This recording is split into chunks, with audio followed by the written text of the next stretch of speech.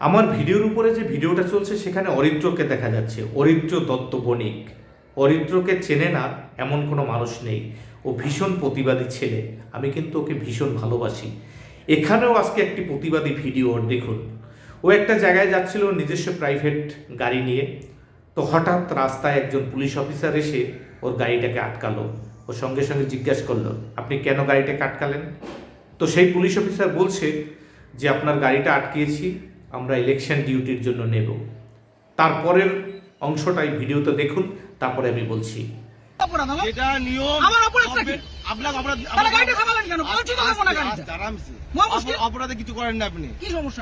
আপনাকে বলেছে আপনি গাড়ি চেয়েছেন, আমি গাড়ি দেবো না। এবার কি করবেন আপনি? কিন্তু এইভাবে আপনি গাড়ি না, এইভাবে হবে না। এইভাবে সব ভুলে যান।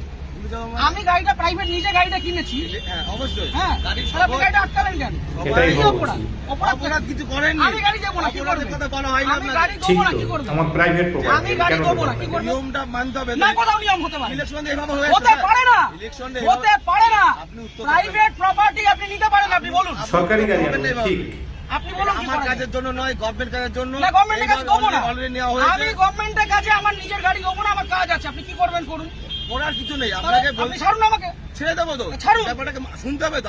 আমি আগ্রহী নই মিডিয়া শুনতে। করছেন, এত আমি আন্দোলন করছেন। শুনতে আগ্রহী নই, আপনি এটা বলুন। এটা প্রসিডিওর। না, আমি আপনাকে ইলেকশনের গাড়ি জন্য দেবো গাড়ি না। নেওয়া হয়, এইভাবে আমি নেওয়া হয়। গাড়ি দেবো না, আপনি কি করবেন করুন। আপনি দেবেন না বললে দেখুন সেরকম কাজ দেখাতে।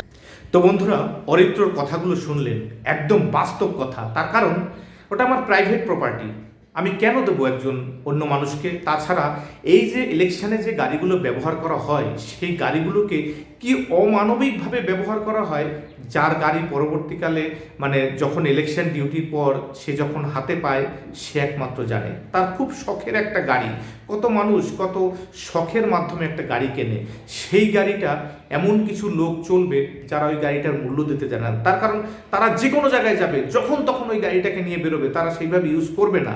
তার জন্য অরিত্র কিন্তু এই প্রতিবাদটা করেছে।